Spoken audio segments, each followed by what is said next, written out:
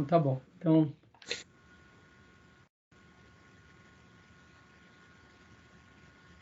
vamos lá, meus irmãos. Nosso último bloco do terceiro dia de aula da matéria de hermenêutica. Então, falamos sobre a regra fundamental. Qual é a regra fundamental? Vamos lá, sem olhar para os textos. Qual é a regra fundamental? A Bíblia é seu próprio intérprete. Joia. Ou? Bíblia responde Bíblia. Ponto.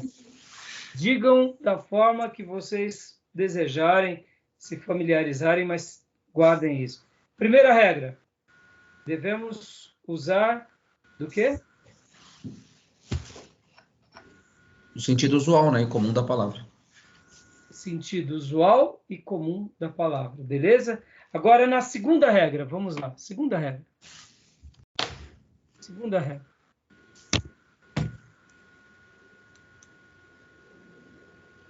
Segunda regra.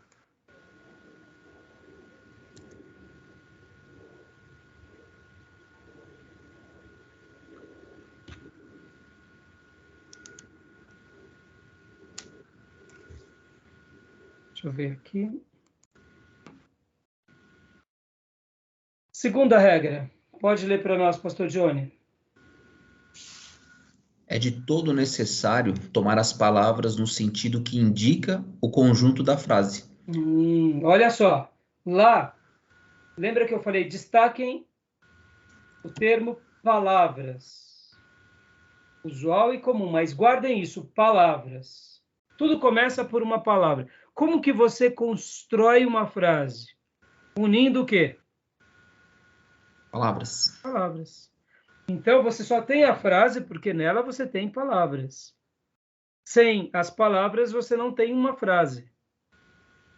Então, agora, a segunda regra vai pôr os nossos olhos no que? Em frases.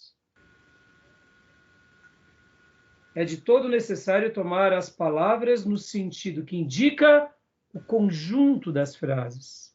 Continua para nós. Não. Essa regra tem importância especial quando se trata de determinar se as palavras devem ser tomadas no sentido literal ou figurado. Para não incorrer em erros, é de grande importância, neste caso também, deixar-se guiar pelo pensamento do escritor e tomar as palavras no sentido que o conjunto do versículo indica. Exemplo das palavras com um variado grupo de sentidos: carne, fé, salvação, sangue, no caso carne, Mateus 16:17, fé, Tito 1:4, salvação, João 4:22 e sangue, Atos 20:26. A gente já vai chegar lá. A gente já vai chegar lá. Então, olha só, deixa eu voltar aqui. Deixa eu mudar a minha tela.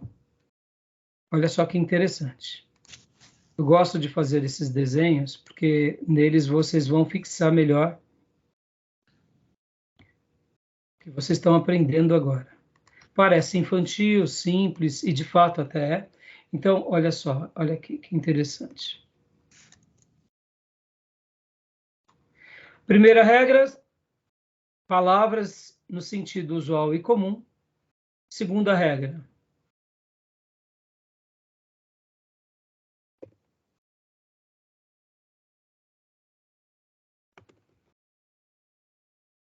Frases. Frases que indicam o seu conjunto. Mas guarda isso, principalmente a expressão frases. Vamos lá.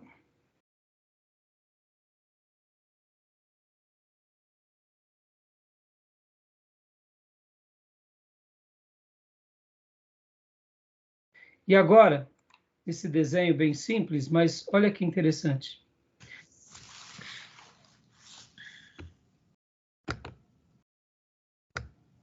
Aquilo que era uma única palavra, agora a gente já vai estar utilizando como frases. Depois a gente vai estar unindo isso daqui de uma outra forma, vocês vão compreender bem legal. Pode ver, irmãos, que a Bíblia e cada porção das Escrituras, uma característica que faz na NVI, ela divide por conjunto de frases. Vocês já notaram isso? Algumas Bíblias, elas seguem um princípio de ideia. Começa-se um parágrafo e depois aquele parágrafo vai diminuindo. Não sei se vocês já viram isso. Já viram? Notaram? Talvez sim, mas eu não estou lembrado, não. Peguem, por exemplo, a NVI, vocês vão ver que começa um parágrafo, aí vem as frases. Abre aí a sua Bíblia NVI. Vamos pegar em qualquer texto do Novo Testamento. Dá uma olhada, você vai notar que ela vai tentar, algumas Bíblias fazem isso. Elas tentam seguir o princípio da frase. Vou dar um exemplo aqui. Abre em Mateus 11. É que, no caso dos evangelhos, eles acabam sendo... Mas tem Bíblias que, que eles tentam fazer uma tradução seguindo a ideia da frase. Quando acaba, eles vão para o ponto final, vai para uma outra linha, sabe? Começa com o parágrafo. Como a gente aprendeu na escola. Eu entendi. Você entendeu? Entendi. Né? Tem alguns textos, por exemplo, vou pegar aqui, ó, Jeremias 44. Quando a gente abre em Jeremias 44, na NVI, olha que interessante. Vou pegar várias Bíblias aqui, só para a gente fazer uma pesquisa rápida. Jeremias 44. Se você abrir em algumas Bíblias, Jeremias 44, você não nota essa diferença. Por quê? Porque está ali o versículo 1, 2, 3, 4, e aí vai e segue todo o capítulo assim. Por exemplo, na Revista Atualizada, eles geralmente não fazem essa separação, a não ser o título. Então, quando você pega aqui, ó, Jeremias 44, na Revista Atualizada, o versículo 1, 2, e aí segue todos os versículos, só vai tendo a divisão pelos blocos. Por exemplo, o título é Repreendida a indignidade dos judeus no Egito, na Revista Atualizada. Agora, aqui na NVI, tá, a desgraça causada pela idolatria. Jeremias 44. E você pode ver que na NVI, do versículo 1 ao versículo 6 é um parágrafo. Deu para ver? Deu. Do versículo 7 ao 10, né? Depois. ao 10 é outro parágrafo. Lembra que o parágrafo é aquela ideia que está embutida naquele contexto, naquela frase. Depois é uma outra ideia. Parece bobeira, é claro, o que eu quero dizer aqui, mas a primeira regra, você usa a compreensão de palavras. Você põe os seus óculos e foca em palavras. A segunda regra, foca em frases. Onde tenha dentro daquela frase um começo, um meio e um fim. Então, por que é importante vocês olharem dessa premissa? Porque vocês, hoje não vai dar para acabar, mas as 5 regras que a gente vai estar aprendendo aqui, né, com o Lund, com o Nelson, eles seguem essa compreensão e vocês nunca mais vão se esquecer desses detalhes. Só para vocês terem uma ideia, só para fixar o ensino para vocês. Só um segundinho. A terceira regra, que a gente vai chegar na semana que vem, a gente vai ter que olhar para o texto. A gente vai ter que tomar as palavras que estão ali naquele contexto. Ou seja, olha como que... Estão entendendo? Vamos para o desenho aqui. Olha que interessante. Então, na primeira regra, palavras. Na segunda regra, frase. Na terceira regra, olha que legal, já é o quê? É o contexto. Olha aí. Então, são palavras. A gente vai fazer... Eu estou fazendo a primeira regra. Eu estou olhando o quê? Palavras. Aí, depois, eu vou para a segunda regra. Eu não já vou para palavras. Eu me observo o quê? Na frase. Eu vou para a terceira regra. Eu já olho o quê? Eu já olho o contexto. Eu já começo a olhar essa interação em que está entre essa palavra, essa frase, nesse contexto. Pastor, está ficando mais claro. Tá clareando as regras? Está clareando? Sim. tá? Olha só que interessante. A quarta regra é o objetivo do livro. Olha que interessante. Aí você fala assim, pastor, como assim o objetivo do livro? É bem simples. Olha que interessante. Qual é o propósito desse livro? Como assim, pastor, o propósito desse livro? Esse livro, ele é um livro que ele está dentro de que contexto? Qual o propósito desse livro? Vamos pegar aqui, é o Evangelho segundo Marcos. Opa, é o Evangelho. É o livro de Romanos. Perceba que agora aqui ele está ligado num contexto do livro. Essas frases, essas palavras, essas frases, juntamente com esse contexto, estão dentro de um corpo maior que é o livro. Está conseguindo visualizar a progressão, irmãos?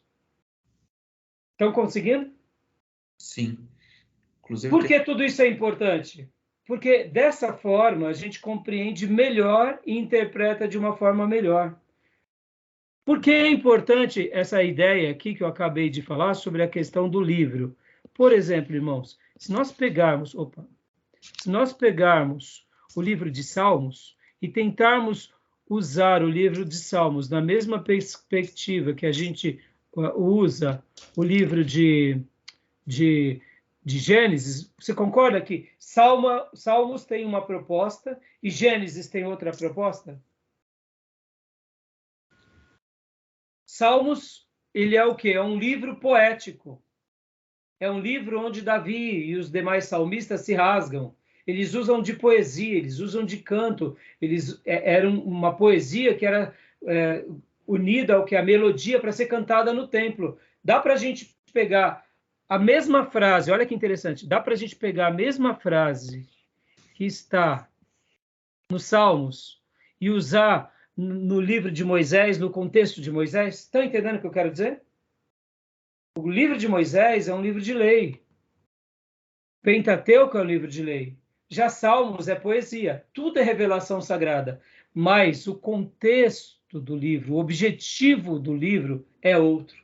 Estão entendendo? pastor, tem uma pergunta. Pode falar. Óbvio que hoje a gente tem tudo muito, muito mastigado, né? O objetivo do livro, a gente pega algum livro de estudo aqui, logo já aponta, mas a gente consegue, sem depender de terceiros, fazer essa análise? Obviamente, eu acredito que sim, né? Para identificar qual o objetivo do livro, mas a pergunta é como fazer? É repetição de tal palavra? Talvez nem todos sejam tão explícitos como João, por exemplo, né? Eu estava vendo aqui João capítulo 20, no verso 30, ele já deixa claro, né? Aliás, 20 e 30, que ele diz que esse livro foi escrito para que nós creiamos em Jesus. Então, eu acredito que, obviamente, é o objetivo, né? Crer no Jesus Cristo, Filho de Deus. Mas outros talvez não fique tão explícito assim. Então, como fazer? Como fazer, né? A sua pergunta é muito boa, pastor, porque o que acontece? Como que a gente vai fazer isso, né? Para a gente aprender essa segunda regra ou essas regras? É literalmente aquilo que a gente vem comentando sobre. Assim que nós começamos a nossa aula, pastor, os primeiros 10 minutos, eu fiz uma ilustração. Eu falei que eu estava assistindo uma temporada na National Geographic, alguns anos atrás, enquanto eu lecionava essa aula. E lá eles estavam numa temporada que o título é Em Busca de Pedras, Pedras Preciosas. E aí uma família, que é a família Doris, eles descobriram um bolsão de grande valor, de um valor grande e inesperado. Porque eles eram caçadores de diamantes, de pedras preciosas. Então, depois que vem o degelo, depois que acaba aquele frio intenso, um grupo vai para essas regiões e começa a escavar. Se eles escavaram no ano passado ali e encontraram alguma coisa, então eles arrendam aquele espaço e vão para aquele espaço, porque ali, quem sabe, eles encontram alguma coisa. E eles, nessas escavações, em uma temporada que eles fizeram, ele e a família dele, acharam um bolsão tão rico que eles lucraram entre 350 mil e 400 mil dólares. E contava essa temporada sobre várias famílias que fazem isso, dedicam suas vidas nisso. E eu li um texto com o Gil, sobre aquela passagem que fala que o reino dos céus é como uma pérola de grande valor, que quem a encontra vende tudo que tem para comprar ela. E eu fazia uma comparação que estudar a Bíblia é ser um caçador de pedras preciosas. A gente tem que ir para o fundo. E quanto mais fundo, a gente vai encontrar joias preciosas. E falava, inclusive, sobre na África, que as minas de diamante na África estão a centenas de metros para baixo da terra, algumas até quilômetros para baixo. Por quê? Porque lá embaixo tem coisas preciosas. E o que nos deixa seguro de saber que se a gente for atrás de cavar um buraco para buscar essa riqueza, é porque Deus prometeu que se a gente buscasse, a gente encontraria. Amém. E o que eu quero dizer, te dar a resposta, porque eu estou sendo repetitivo, né? E não é até nem desconsiderando o Gil, porque foi dado isso, eu sei que você tinha me comunicado que em virtude do seu trabalho chegaria depois, mas estou fazendo questão, porque aquilo que eu disse no começo da aula é a sua resposta. Vamos pegar Calvino, vamos pegar Lutero. Como eles conseguiram fazer uma hermenêutica certa num contexto errado, principalmente Lutero? Porque ele mergulhou na palavra. Então ele começou a usar o quê? De uma forma, eu diria, instintiva, porque o que o Lund e o Nelson fizeram?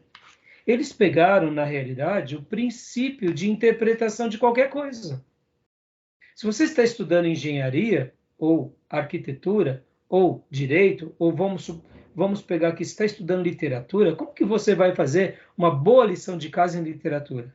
Você tem que primeiro entender as palavras, depois entender as frases, depois procurar entender em que contexto está aquelas palavras e aquela frase, para depois entender qual é o propósito daquele livro, ou seja, o que o autor estava querendo dizer. Quando a gente pega, por exemplo, um livro de literatura, né? Vamos pegar aqui um livro comum de literatura que eu tenho. Policarpo Quaresma, que é uma obra de Lima Barreto.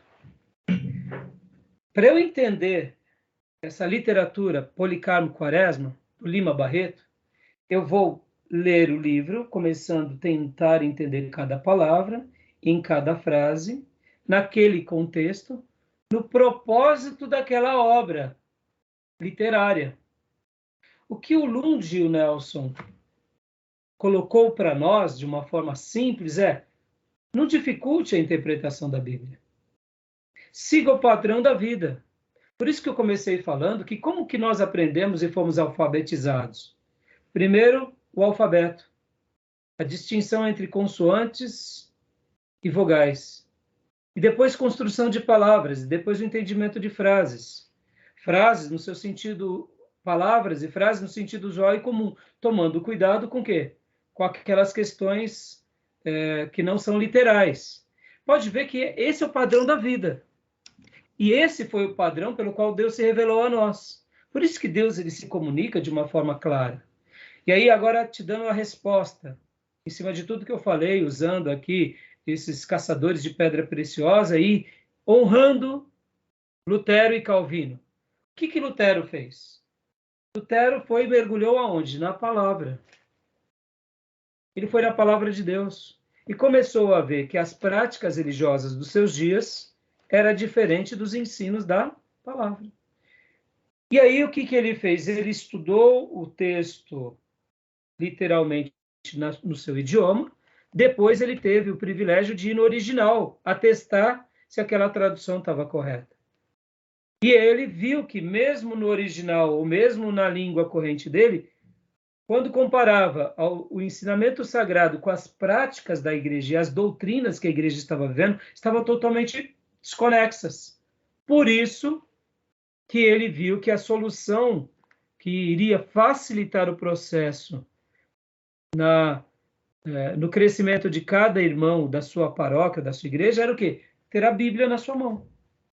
Ou seja, é o mergulhar, é o mergulhar. Calvino, vamos lá, você vê, a gente está tendo Lund, a gente está tendo Nelson, nós estamos tendo aqui, né, o Roy Zuck, nós temos também o Osborne, nós temos, né, o Luiz Berkoff, nós temos tantos homens de Deus que têm somente... Mas vamos lá, o que Calvino fez nos seus dias? Calvino tinha o quê? Tinha Bíblia.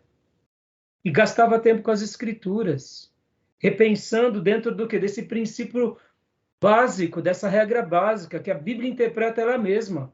E quando a gente pega, por exemplo, que nem eu tenho ali, as Institutas de Calvino, volume 1, as Institutas de Calvino, volume 2, o que Calvino estava falando nessas obras?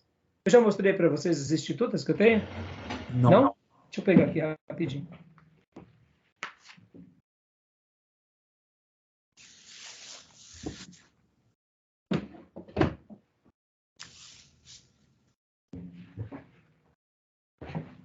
Calvino 1 e 2, as Institutas. O que ele faz aqui, Calvino?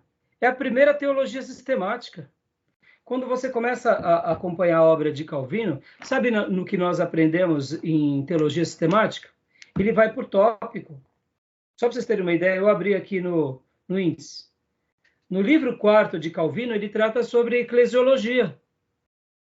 O que ele está fazendo, Calvino? Ele está falando, a igreja tem que ser assim. Por quê? Porque a Bíblia ensina esses princípios sobre a igreja. Olha que fantástico. Calvino, por que Calvino, entre os teólogos, ele é admirado?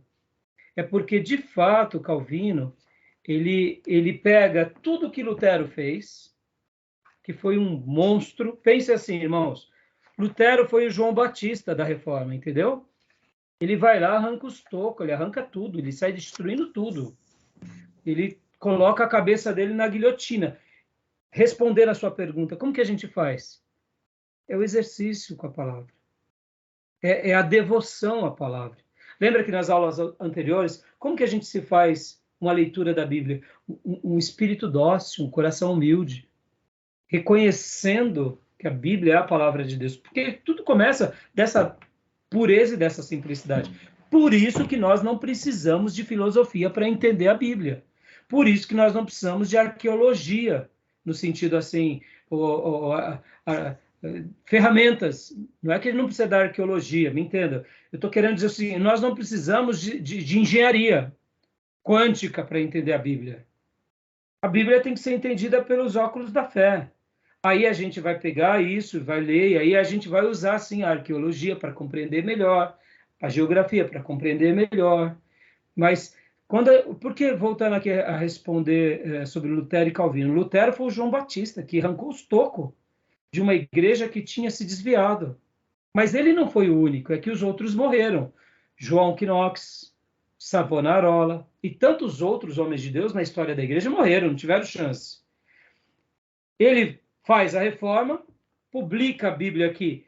A Bíblia, para vocês terem uma ideia, enquanto Lutero estava no seminário, fazendo o seu seminário teológico, no monastério, eram poucas as pessoas que possuíam uma Bíblia. Um bispo presenteia Lutero com a Bíblia. Eu acho que, até hoje, quando alguém cita Lutero, a alçada desse bispo deve tremer no caixão. Porque maldita foi a hora que ele foi dar um presente como esse para Lutero. Porque a Bíblia ficava na biblioteca dos monastérios. Eram poucas pessoas que tinham uma Bíblia.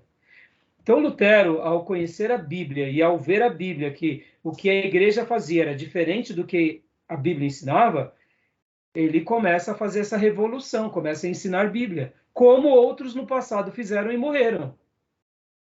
E o que acontece? Ele teve o privilégio de publicar a Bíblia no alemão. Ele traduz do original para o alemão, imprime a Bíblia e distribui. Aí pronto, irmãos, aí ninguém mais segurou, porque aí todo mundo agora podia fazer a sua hermenêutica. Ou seja, todos esses princípios que a gente está aprendendo aqui, uma pessoa pode fazer na raça, pelo coração, pela devoção. Porque seria muita arrogância nossa dizer que quem faz uma boa hermenêutica é só quem passa pelo seminário. É mentira. Tem gente agora aqui, irmãos, no nosso país, que é continental, que estão numa tribo indígena e que foram alfabetizados e que estão decorando a Bíblia mais do que nós. E possivelmente a hermenêutica dele é mais brilhante que a nossa. Por quê? O que eles têm lá? Eles não têm seminário teológico, não tem luz, não tem nada. Talvez agora chegou um celular, mas eles têm o quê? A palavra de Deus e um coração que pulsa por isso. E mergulham. E quando você vai conversar com uma pessoa dessa, ele cita a Bíblia, cita a Bíblia, cita a Bíblia, cita corretamente, decora. E alguns ainda são privilegiados o quê? De conhecer os originais. Pronto, é um teólogo. Na minha concepção, irmãos, me entenda. Uma pessoa que ela começa a nadar nas línguas originais de todo o coração, ele é um dos melhores teólogos que tem. Um dos melhores. Ou, pelo menos, um dos melhores hermeneutas ou exegetas que existe. Pode não ser o teólogo, porque quando a gente chegar lá, vou deixar mais para frente, nós teremos uns slides, e junto com o livro do Luiz Berkoff, vocês vão entender que a nossa base da nossa hermenêutica ela é teológica, gramatical e histórica. Então, ela tem gramática, ela tem história e ela tem teologia. Nem todo mundo foi dotado de uma perspectiva teológica mais apurada, mas essa perspectiva teológica mais apurada nasce nesse contexto. Aonde? Onde a palavra lida no seu vernáculo, ou seja, no seu idioma, ela é compreendida. E quando ela é compreendida na concepção da língua corrente, feita a conexão com a história que ela foi revelada, dando uma clareza gramatical, tanto no seu idioma quanto nos originais, por isso que tem pessoas que são dotadas dessa capacidade teológica, de fazer uma conexão. Mas isso tudo, pode ver, é o quê? É a prática, é o mergulhar. Entendeu, pastor? Deu para responder? Deu. Então, seria muita arrogância nossa, por exemplo, falar que o irmão lá da tribo indígena, ele é menos competente de fazer hermenêutica porque ele não conhece Lund nem o Nelson. Talvez ele nunca vá conhecer. Como eu disse nas aulas anteriores, Calvino não conhecia Lund e Nelson. Mas Calvino, com certeza, se sentasse com o Lund e com o Nelson, ensinaria algumas coisas para ele nessas regras. Porque na raça, Calvino e Lutero foram gigantes. Então, a hermenêutica, ela não é algo que só um seminarista pode fazer.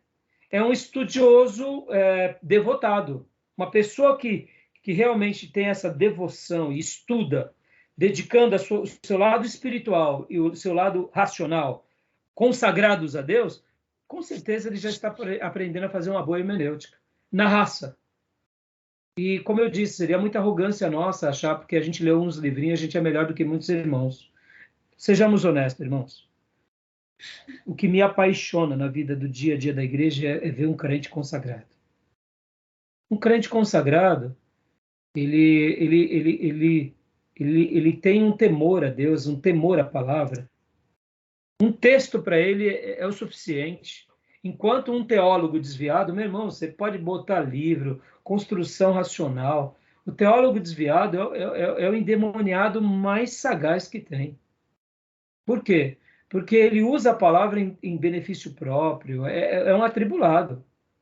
É um teólogo, mas é desviado. Ele usa a racionalidade para justificar os seus pecados, para agredir as pessoas, para fazer da Bíblia uma espada de ataque, para desossar a igreja. Então, um cristão consagrado, muitas vezes, ele é um estudioso devotado de alto calibre. Então, assim, essas regras aqui que a gente está aprendendo, elas podem sim ser aprofundadas no dia a dia, entendeu, pastor? No dia a dia. Tá bom? Mais alguma pergunta? Confundi ou não? Não, imagina. Não? Tranquilo. Então, aqui para a gente concluir a segunda regra, né? Aqui o autor vai trabalhar no livro para a gente realmente pegar as palavras no sentido que indica o conjunto da frase. Como você disse, né? Aqui a gente tem alguns exemplos no slide. Vamos pegar aqui os exemplos. Você tinha dito qual era o exemplo? Carne, fé.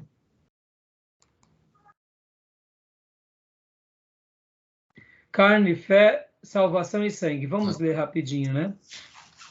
Mateus 16, 17. Pode ver que a gente tem que tomar essa frase no sentido literal ou também figurado. Porque se a gente não procurar fazer a leitura correta, por isso que, lembra que eu falei há pouco que a base, a nossa hermenêutica, ela está num tripé, que é interpretação teológica, gramatical e histórica. O sentido literal ou sentido figurado só vai ser bem compreendido se a gente for também lá para a história. E também se a gente entender bem essa gramática. Ou seja, a figura de linguagem pelo qual o autor sagrado, no caso o Espírito Santo, deu àquele vaso que registrou esse texto. Então, leia para nós aqui Mateus 16, 17. 16, 17. Respondeu Jesus: Feliz é você, Simão, filho de Jonas, porque isso não foi revelado a você por carne ou sangue, mas por meu Pai que está nos céus. E qual era a sua dúvida que você tinha falado há pouco? Você tinha falado do texto de carne? Não, na verdade não era meio uma dúvida, né? Era... Até esqueci qual era, mas não era dúvida, não. Sim, sim. Como que a gente faz, né? Para a gente entender essa frase e essa palavra, né? Na verdade era dentro do livro, né? Eu pego que seria, acho que talvez a quarta regra que o senhor estava mencionando aí. Dentro do livro... O objetivo do livro, né? É o objetivo do livro.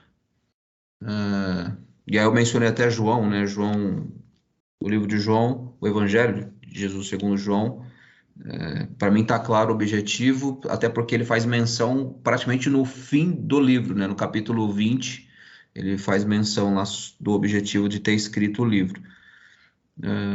Mas, enfim, era isso. É isso aí. E aqui, olha que interessante, Pastor John e Jill.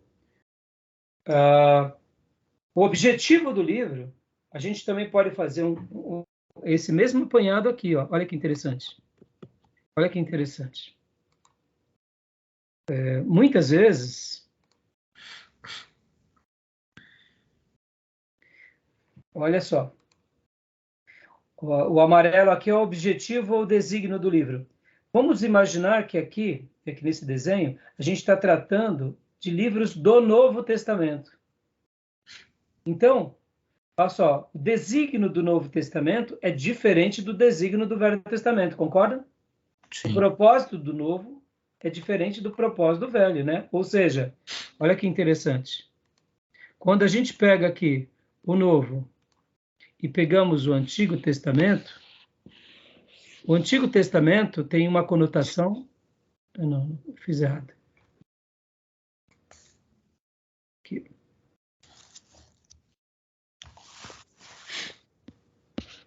Não sei porque eu não estou mudando a cor, não estou conseguindo. Não tem problema. O Antigo Testamento, ele tem um propósito, um desígnio. Já o Novo Testamento é diferente. É tudo palavra de Deus. Mas nós não podemos dizer um é a antiga aliança, outro é a nova aliança. Ou seja, mesmo... É claro que a quarta regra está falando de um livro, tá? Ele está falando de um livro do Novo. Né? Ele não está falando do Novo, mas isso dá para a gente aplicar também no Novo Testamento. Porque no Novo Testamento, pode ver que cada parte tem um propósito. E no Velho Testamento, cada parte tem um propósito. Pode ver que a construção do Velho Testamento são leis, profetas, poesias e históricos. Não é assim?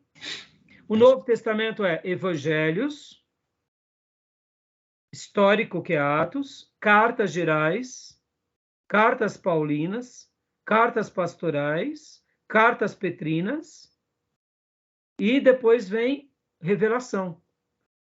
Ou seja, o Velho Testamento tem uma proposta e o Novo Testamento tem outra proposta, ou seja, os desígnios são diferentes. Então, quando a gente está lendo, vamos supor, salvação no Velho Testamento, e aquela palavra salvação está no Velho Testamento, ela pode ter uma correlação no Novo, Mas o propósito do livro no Velho Testamento, e a palavra salvação, conota a algo, assim como no Novo Testamento. Vocês estão me entendendo? Não é que um vai casar com o outro, um vai estar correlacionado com o outro, mas o propósito do livro é diferente. Deu para compreender ou não? Complicou? Não, deu sim. Tranquilo, né? Uhum. Então tá bom. Então vamos rapidinho aqui para a gente terminar, porque já está dando a hora. Então, só para a gente terminar aqui, eu vou ler Tito, Johnny, Gil, leia João 4, 22 e Gil, Atos 20, 26, né? Tito 1,4 diz, olha só.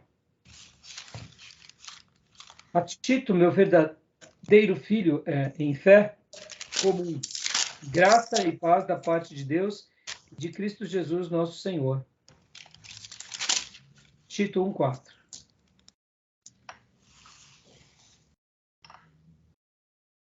Aqui diz, Tito, meu verdadeiro filho em nossa fé comum, né? Ou seja, o que ele quis dizer com fé aqui em Tito? Você vê, parece bobeira, mas é uma expressão que Paulo não costuma usar com tanta frequência, né? Dessa forma, ele não usa isso de uma forma corriqueira, mas ele quis usar esse termo aqui com Tito. Deixa eu ver aqui em Strong, como que está na interlinear. Tito, verdadeiro filho, segundo a fé comum. Né? Ele usa uma expressão fé comum aqui, que não é de costume ele citar isso, né? Segundo a fé comum. Leia para nós agora a salvação em João 4, 22. João 4, 22. Vós adorais o que não conheceis, nós adoramos o que conhecemos, porque a salvação vem dos judeus.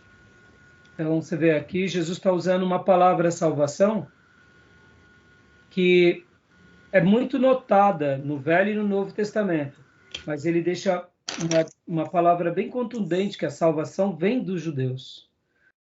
Agora, sangue em Atos 20, 26. Atos 20, 26. Portanto, eu declaro hoje que estou inocente do sangue de todos. Ou seja, né, dando uma ideia de eu fiz tudo o que eu precisava ter feito e estou imune de qualquer sentença, de qualquer castigo. Então, aqui vamos parar aqui na segunda regra, né? Que ela se concentra nas palavras, no sentido que indica o conjunto da frase. Você vê, Paulo poderia dizer, eu estou livre de sentença de vocês, de julgamento de vocês. Ele usou do sangue. Né? Tudo bem, meus irmãos? Está dando para assimilar? Deu para dar algumas clarezas? Estão com dúvida em algo? Querem fazer alguma pergunta? Tá claro, tá clareando cada vez mais. E perguntas vão surgindo aí conforme vai aparecendo vai sendo ministrado as aulas, né? Então, Joia. Agora, uma coisa importantíssima é a leitura. Leiam muito, releiam, leiam uma vez, releiam de novo, já que o livro-texto ele é curto, ele não é um livro tão longo, mergulhem, porque vai fazer muita diferença. Porque aí vocês vão ficar com dúvida e vocês vão ter que exercitar a reflexão, mas por que isso? E aí, quando a gente chegar aqui, com certeza, aquilo que vocês já entenderam vai facilitar e aquilo que não entenderam a gente tenta explicar. E eu espero conseguir sempre explicar para vocês. Tá bom, meus irmãos? Então, vocês podem ver que hoje a gente já foi para a segunda regra. Semana que vem, vamos para a terceira regra e a quarta regra. E, se Deus permitir, já vamos para a quinta. Então, a gente está progredindo, eu diria, de uma forma até como era esperado mesmo na minha pauta de aula. Tá bom? Mas, olha, irmãos, como eu disse, o mais importante, sobretudo, é esse coração devotado que crê na Bíblia como palavra de Deus e que busca em Deus o que é o entendimento correto. Respeitando esse sentido, sim, mas eu diria que um cristão verdadeiro e genuíno, que considera a palavra de Deus como revelação sagrada, que tem temor a Deus, que tem medo, né, do pecado, é como disse Wesley, dá-me 100 homens, Senhor, que não desejem nada a mais a não ser a Ti, e que não temam a nada a não ser o pecado, que eu abalarei o mundo. Esses 100 homens de Wesley, esperamos ser parte desses 100, e que Deus continue levantando em cada geração apenas 100, ou quem sabe muito mais do que 100. Quando ele fala isso, ele está dizendo a partir dele o que ele fez junto com Carlos Wesley e com Whitefield. Por que ele fez uma obra tão linda? Em primeiro lugar, porque ele acreditava que a Bíblia era a palavra de Deus. Em segundo lugar, ele desejava a Deus acima de tudo e desejava fugir o pecado sobre tudo. Ou seja, quem tem esse coração terno, naturalmente vai se aproximar em Deus em oração, em humildade, em quebrantamento. Vai usar da espiritualidade e vai usar das ferramentas humanas, porque ele vai consagrar tudo para Deus. Essa pessoa vai fazer uma boa hermenêutica, é inquestionável. Ele pode até, num ponto ou outro, não ser tão prolixo, tão profundo, mas ele não vai ser raso. Porque enquanto ele não tiver uma resposta, ele não vai ficar confortável. Por quê? Porque a palavra de Deus é o quê? É o alimento para as nossas almas. E o amor de Deus, ele é mais importante para nós do que a nossa própria vida. Então, um filho de Deus que tem isso como valia, tem isso como primazia, tem isso como... sempre vai fazer uma boa hermenêutica. Porque não tem como. Ele teme, ele ama, né? Agora, já ao incrédulo, ao pecador, ao demagogo, ao cínico, ao hipócrita, ao arrogante, meu irmão, pode até fazer uma hermenêutica bonita na teoria, mas a vida vai ser um lixo na prática, né? Porque não conservou o que mais importa, que é essa piedade diante de Deus. Tá bom, meus irmãos? Que Deus nos ajude, que a gente seja agraciado, né, nas fileiras desses grandes homens de Deus aí, que marcaram e perpetuaram a história. Tá bom? Tá bom, amém. E qualquer dúvida, vamos tirando dúvida no grupo, né? Eu sei que hoje o nosso seminário está com poucos alunos, mas não tem problema. Nosso grupo tem ainda bastante ex-aluno lá. E qualquer dúvida, perguntam, pode participar lá. A gente vai botando no WhatsApp, vão criando burburinho, ou me procurem no pessoal também, tá bom? Ok. Então, queridos irmãos, que Deus continue abençoando vocês, dê uma boa noite, um excelente restante de semana e que o Senhor seja conosco. Agora e para sempre. Amém? Deus abençoe. E ó, cavar profundo. Pegar umas pepitas, uma pepitinha. Amém. Quem sabe, Deus nos agracie, tá bom? Até terça que vem, amados. Até terça, graças a Deus. Bom descanso, graças a Deus a todos. Até Deus mais. abençoe. Tchau, tchau. Tchau, tchau.